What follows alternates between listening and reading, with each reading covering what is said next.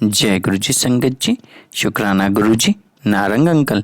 Channel को share करें और सब्सक्राइब करें। संगत जी, आज हम गुरु जी की आज्ञा से लीना जैन आंटी जी के श्रीमुख से श्री शिव महापुराण श्रृंखला के भाग 177 में वायव्य संहिता के उत्तरखंड में 28, 29 और 30वें अध्याय का श्रवण करेंगे। चलिए प्रारंभ करते हैं। जय गुरु जी। जय गुरु जी संगत जी। गुरु जी महाराज की असीम कृपा और आशीर्वाद से आज हम श्री शिव महापुराण की वायव्य संहिता उत्तरखंड के 28वें और 29वें अध्याय की वांचना प्रारंभ करने जा रहे हैं। ओम नमः शिवाय, शिवजी सदा सहाय। ओम नमः शिवाय, गुरु जी सदा सहाय। काम्य कर्म के प्रसंग में शक्ति सहित पंचमुख महादेव की पूजा के विधान का वर्णन। तदंतर शिवाश्रम सेवियों के लिए नैमित्तिक कर्म की विधि बताकर उपमन्यु जी ने कहा, यदुनंदन, अब मैं काम्य कर्म का वर्णन करूंगा जो इहलोक और परलोक में भी फल देने वाला है। शैवों तथा महेश्वरों को क्रमशः भीतर और बाहर इसे करना चाहिए। जैसे शिव और महेश्वर में यहाँ अत्यंत भेद नहीं है, उसी प्रकार शैवों और माहेश्वरों में भी अधिक भेद नहीं है। जो मनुष्य शिव के आश्रित रहकर ज्ञान यज्ञ में तत्पर होते हैं वे शैव कहलाते हैं, और जो शिवाश्रित भक्त भूतल पर कर्म यज्ञ में संलग्न रहते हैं वे महान ईश्वर का यजन करने के कारण माहेश्वर कहे गए हैं। इसलिए ज्ञान योगी शैवों को अपने भीतर भगवान द्वारा कर्म का अनुष्ठान करना चाहिए और कर्म परायण माहेश्वरों को बाहर विहित द्रव्यों तथा उपकरणों द्वारा उसका संपादन करना चाहिए। आगे बताए जाने वाले कर्म के प्रयोग में उनके लिए कोई भेद नहीं है। गंध, वर्ण और रस आदि के द्वारा विधि पूर्वक भूमि की परीक्षा करके मनोभिलाषित स्थान पर आकाश में चंदोवा तान दे और उस स्थान को भली भांति लीप पोत कर दर्पण के समान स्वच्छ बना दे। तत्पश्चात शास्त्रोक्त मार्ग से वहां पहले पूर्व दिशा की कल्पना करे। उस दिशा में 1 या 2 हाथ का मंडल बनाए। उस मंडल में सुंदर अष्टदल कमल अंकित करे। कमल में कर्णिका भी होनी चाहिए। यथासंभव संचित रत्न और सुवर्ण आदि के चूर्ण से उसका निर्माण करे। वह अत्यंत शोभायमान और 5 आवरणों से युक्त हो। कमल के 8 दलों में पूर्वादि क्रम से अणिमा आदि 8 सिद्धियों की कल्पना करे तथा उनके केसरों में शक्ति सहित वामदेव आदि 8 रुद्रों को पूर्वादि दल के क्रम से स्थापित करे। कमल की कर्णिका में वैराग्य को स्थान दे और बीजों में नव शक्तियों की स्थापना करे। कमल के कंद में शिव संबंधी धर्म और नाल में शिव संबंधी ज्ञान की भावना करे। कर्णिका के ऊपर अग्निमंडल, सूर्यमंडल और चंद्रमंडल की भावना करे। इन मंडलों के ऊपर शिव तत्व, विद्या तत्व और आत्म तत्व का चिंतन करे। संपूर्ण कमलासन के ऊपर सुख पूर्वक विराजमान और नाना प्रकार के विचित्र पुष्पों से अलंकृत 5 आवरणों सहित भगवान शिव का माता पार्वती के साथ पूजन करे। उनकी अंग कांति शुद्ध स्फटिक के समान उज्जवल है। वे सतत प्रसन्न हैं। उनकी प्रभा शीतल है। मस्तक पर विद्युन मंडल के समान चमकीली जटा रूप मुकुट उनकी शोभा बढ़ाता है। वे व्याघ्र चर्म धारण किए हुए हैं। उनके मुखारविंद पर कुछ कुछ मंद मुस्कान की छटा छा रही है। उनके हाथ की हथेलियां और पैरों के तलवे लाल कमल के समान अरुण प्रभा से उद्भासित हैं। वे भगवान शिव समस्त शुभ लक्षणों से संपन्न और सब प्रकार के आभूषणों से विभूषित हैं। उनके हाथों में उत्तमोत्तम दिव्य आयुध शोभा पा रहे हैं और अंगों में दिव्य चंदन का लेप लगा हुआ है। उनके 5 मुख और 10 भुजाएं हैं। अर्धचंद्र उनकी शिखा के मणि हैं। उनका पूर्ववर्ती मुख प्रातः काल के सूर्य की भांति अरुण प्रभा से उद्भासित एवं सौम्य है। उसमें 3 नेत्र रूपी कमल खिले हुए हैं तथा सिर पर बाल चंद्रमा का मुकुट शोभा पाता है। दक्षिण मुख नील जलधर के समान श्याम प्रभा से भासित होता है। उसकी भौहें टेढ़ी हैं। वे देखने में भयानक है। उसमें गोलाकार लाल लाल आंखें दृष्टिगोचर होती हैं। दाढ़ों के कारण वे मुख विकराल जान पड़ता है। उसका पराभव करना किसी के लिए भी कठिन है। उसके अधर पल्लव फड़कते रहते हैं। उत्तरवर्ती मुख मूंगे की भांति लाल है। काले काले केशपाश उसकी शोभा बढ़ाते हैं। उसमें विभ्रम विलास से युक्त 3 नेत्र हैं और उसका मस्तक अर्धचंद्रमय मुकुट से विभूषित है। भगवान शिव का पश्चिम मुख पूर्ण चंद्रमा के समान उज्ज्वल तथा 3 नेत्रों से प्रकाशमान है। उसका मस्तक चंद्रलेखा की शोभा धारण करता है। वह मुख देखने में सौम्य है और मंद मुस्कान की शोभा से उपासकों के मन को मोह लेता है। उनका 5वां मुख स्फटिक मणि के समान निर्मल चंद्रलेखा से समुज्ज्वल अत्यंत सौम्य तथा 3 प्रफुल्ल नेत्रों कमलों से प्रकाशमान है। भगवान शिव अपने दाहिने हाथ में शूल, परशु, वज्र, खड़ग और अग्नि धारण करते हैं। उन सबकी प्रभा से प्रकाशित होते हैं तथा बाएं हाथों में नाग, बाण, घंटा, पाश तथा अंकुश उनकी शोभा बढ़ाते हैं। पैरों से लेकर घुटनों तक का भाग निवृत्ति कला से संबंध है। उससे ऊपर नाभि तक का भाग प्रतिष्ठा कला से, कंठ तक का भाग विद्या कला से, ललाट तक का भाग शांति कला से और उसके ऊपर का भाग शांतयतीता कला से संयुक्त है। इस प्रकार वे पंचाध्वव्यापी तथा साक्षात पंचकमलामय शरीरधारी हैं। ईशान मंत्र उनका मुकुट है। तत्पुरुष मंत्र उन पुरातन देव का मुख है। अघोर मंत्र हृदय है। वामदेव मंत्र उन महेश्वर का गुहे भाग है और सद्योजात मंत्र उनका युगल चरण है। उनकी मूर्ति 38 कलामयी है। परमेश्वर शिव का विग्रह मात्र का वर्णमाला मय, पंचब्रह्म, ईशान, सर्व विद्या नाम इत्यादि 5 मंत्र मय, प्रणवमय तथा हंस शक्ति से संपन्न है। इच्छा शक्ति उनके अंक में आरूढ़ है। ज्ञान शक्ति दक्षिण भाग में है तथा क्रिया शक्ति वाम भाग में विराजमान है। वे त्रितत्वमय हैं, अर्थात आत्म तत्व, विद्या तत्व और शिव तत्व उनके स्वरूप हैं। वे सदाशिव साक्षात विद्या मूर्ति हैं। इस प्रकार उनका ध्यान करना चाहिए।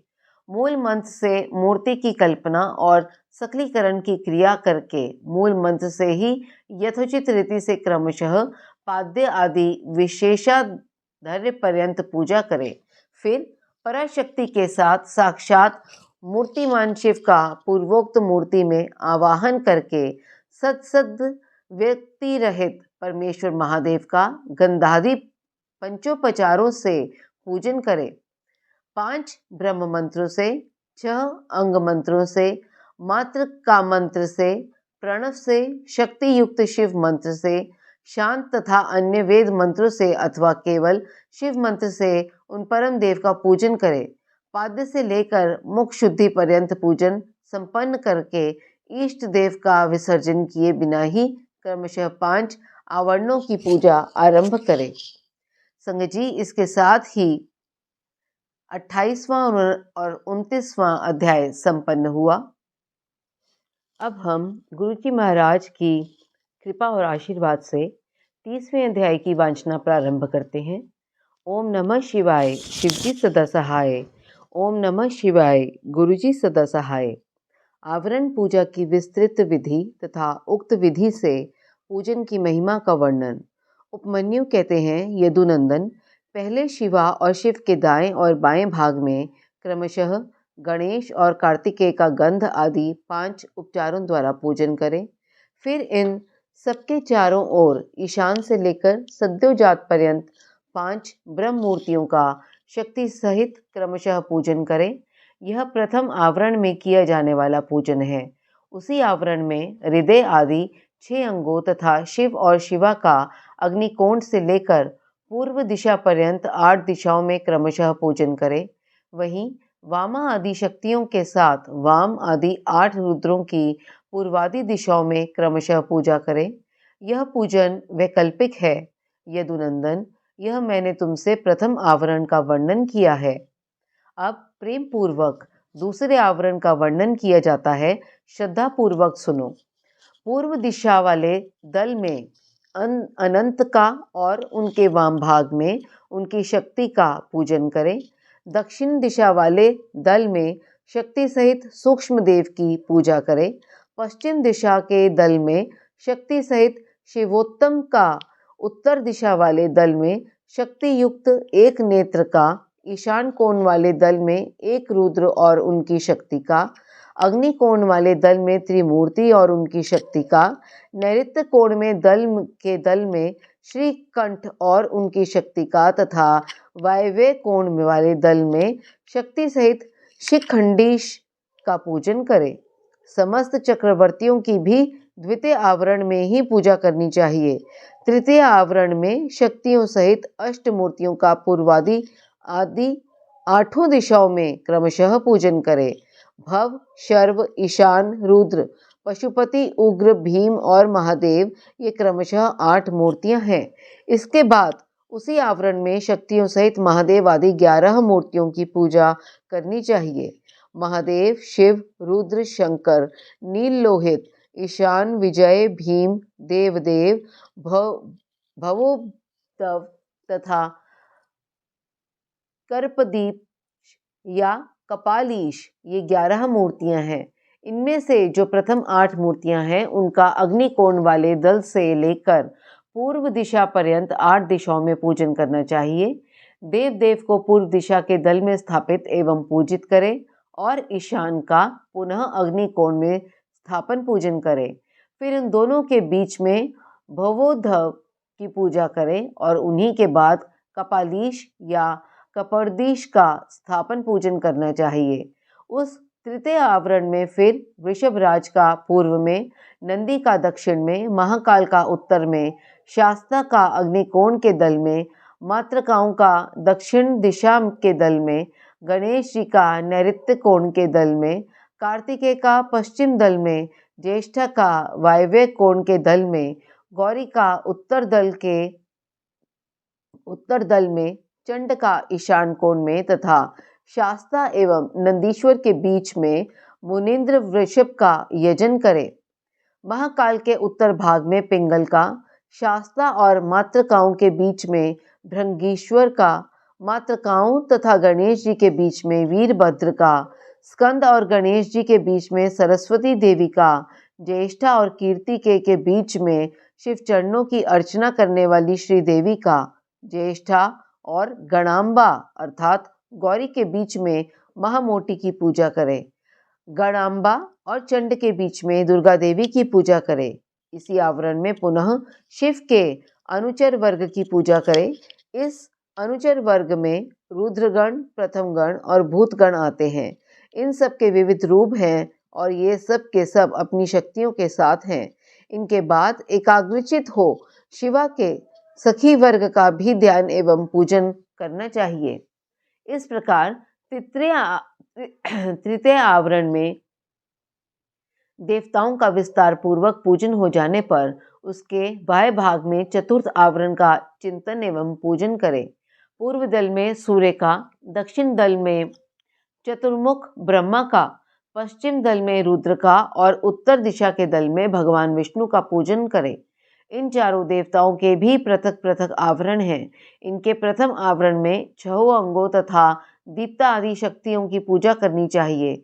दीप्ता, सूक्ष्मा, जया, भद्रा, विभूति, विमला, अमोघा और विद्युता इनकी क्रमशः पूर्व आदि 8 दिशाओं में स्थिति है।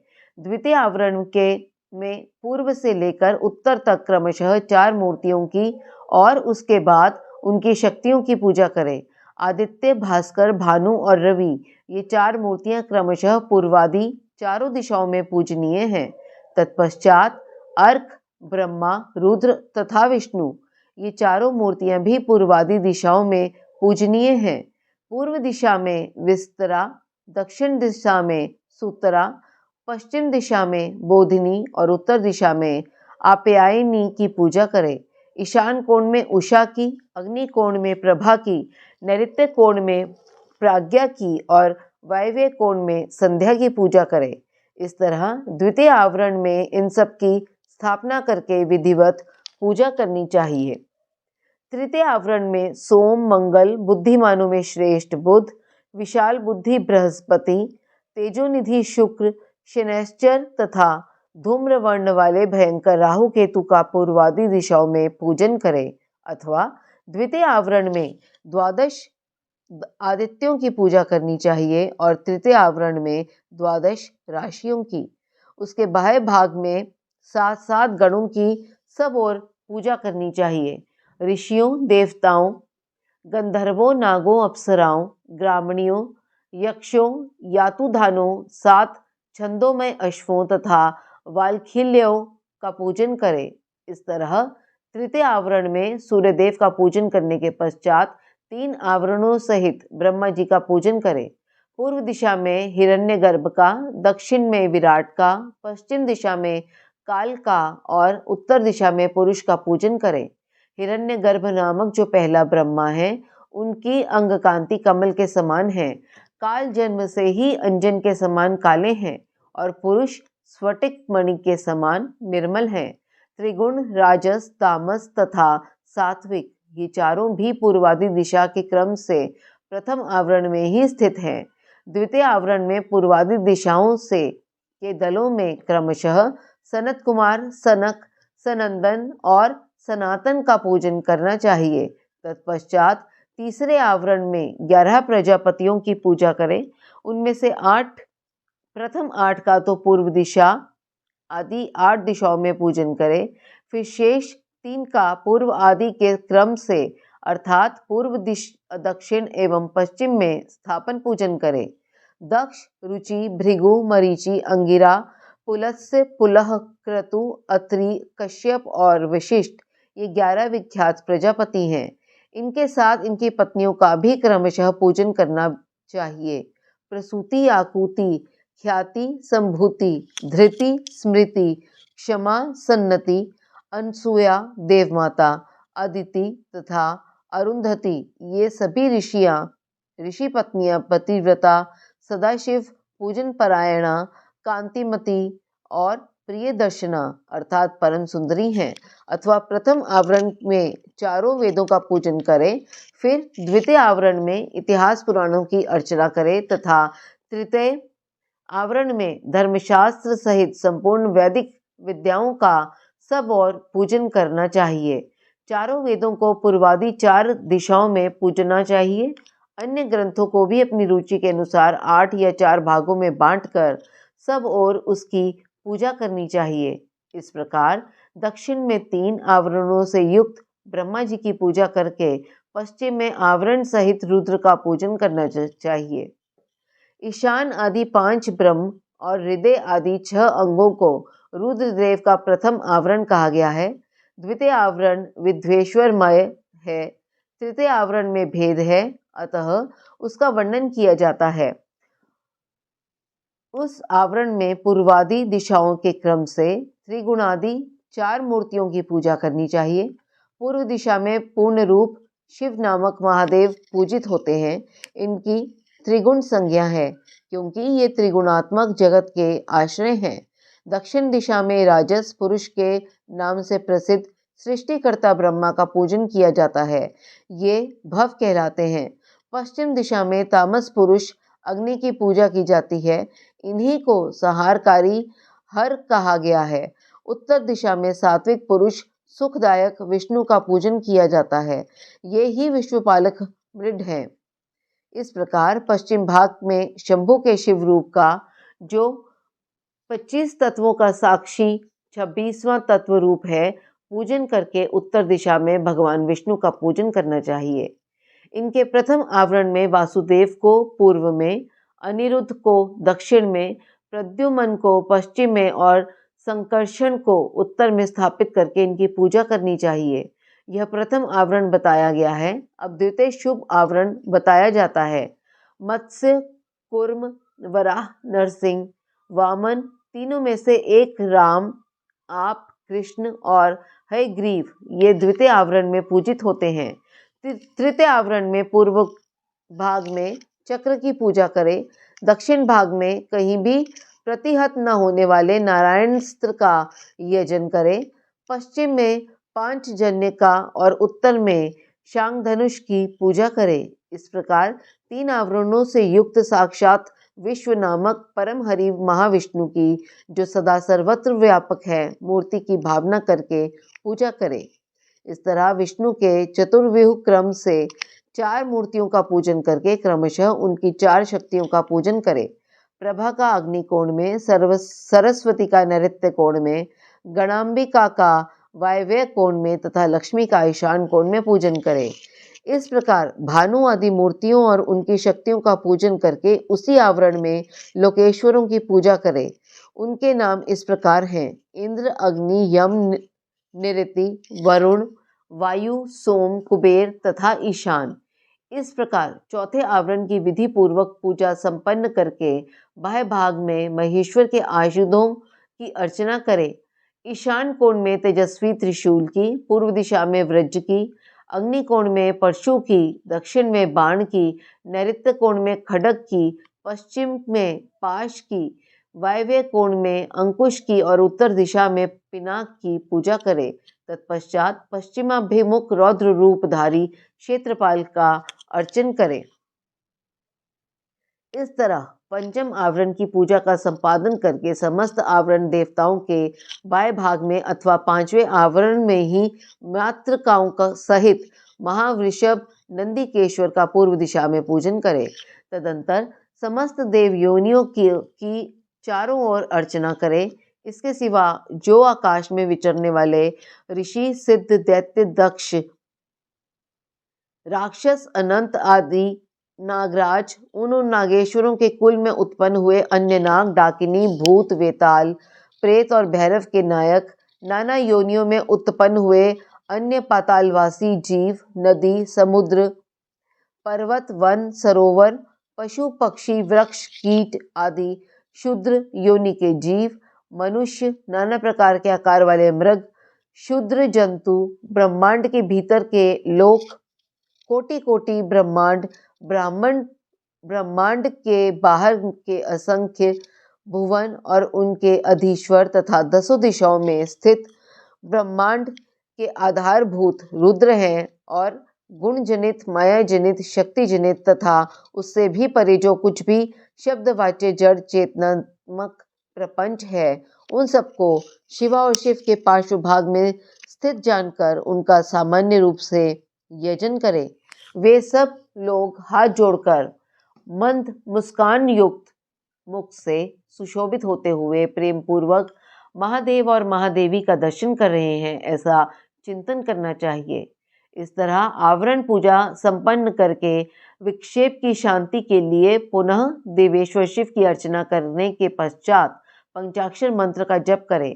तदंतर शिव और पार्वती के सम्मुख उत्तम व्यंजनों से युक्त तथा अमृत के समान मधुर, शुद्ध एवं मनोहर महारुचु का नैवेद्य निवेदन करे। यह महाचरु 32 आडक अर्थात लगभग 3 मन 8 सेर का हो तो उत्तम है, और कम से कम 1 आडक अर्थात 4 सेर का हो तो निम्न श्रेणी का माना गया है।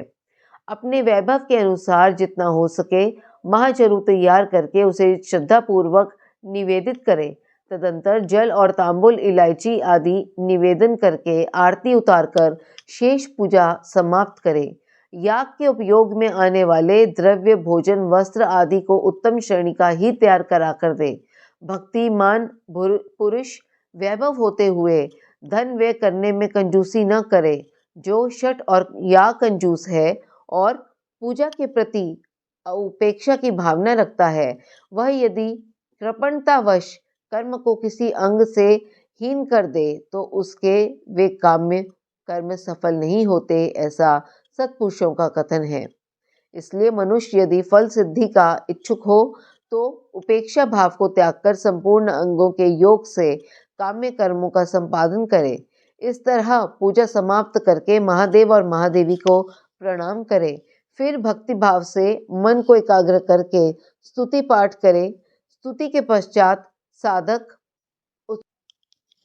उत्सुकता पूर्वक कम से कम 108 बार और संभव हो तो 1000 से अधिक बार पंचाक्षरी विद्या का जप करे।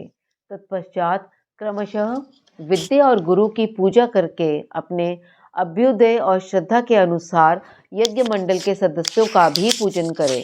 फिर आवरणों सहित देवेश्वर शिव का विसर्जन करके यज्ञ के उपकरणों सहित वह सारा मंडल गुरु को अथवा शिव चरणाश्रित भक्तों को दे दे, अथवा उसे शिव के ही उद्देश्य से शिव के क्षेत्र में समर्पित कर दे, अथवा समस्त आवरण देवताओं का यथोचित रीति से पूजन करके 7 प्रकार के होम द्रव्यों द्वारा शिवाग्नि में इष्ट देवता का यजन करे।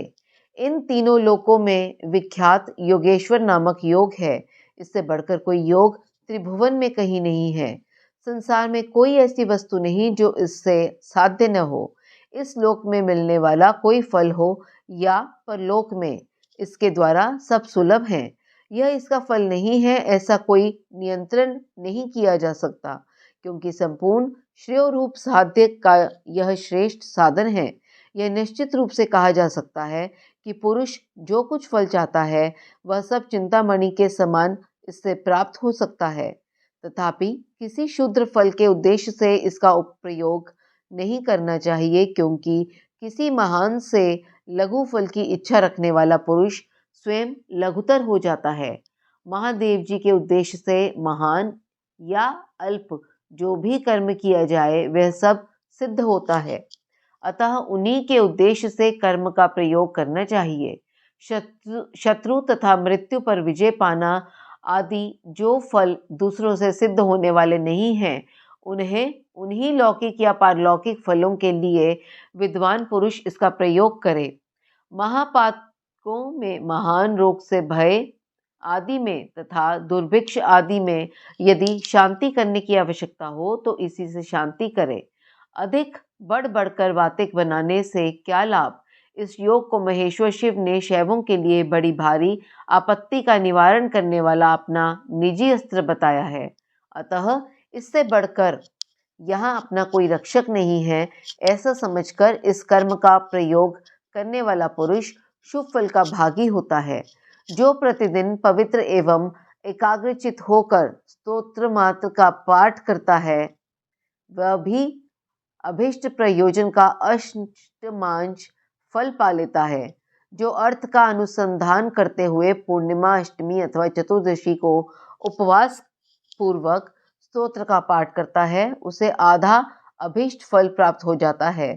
जो अर्थ का अनुसंधान करते हुए लगातार 1 मास तक स्तोत्र का पाठ करता है और पूर्णिमा, अष्टमी और चतुर्दशी को व्रत रखता है वह संपूर्ण अभीष्ट फल का भागी होता है। संगत जी, इसके साथ ही श्री शिव महापुराण की वायवीय संहिता उत्तरखंड का 30वां अध्याय संपन्न हुआ। वाचना में मेरे द्वारा हुई त्रुटियों के लिए मैं गुरुजी महाराज और आप सभी संगत जी से हाथ जोड़कर क्षमा प्रार्थी हूँ। जय गुरुजी, शुक्राना गुरुजी।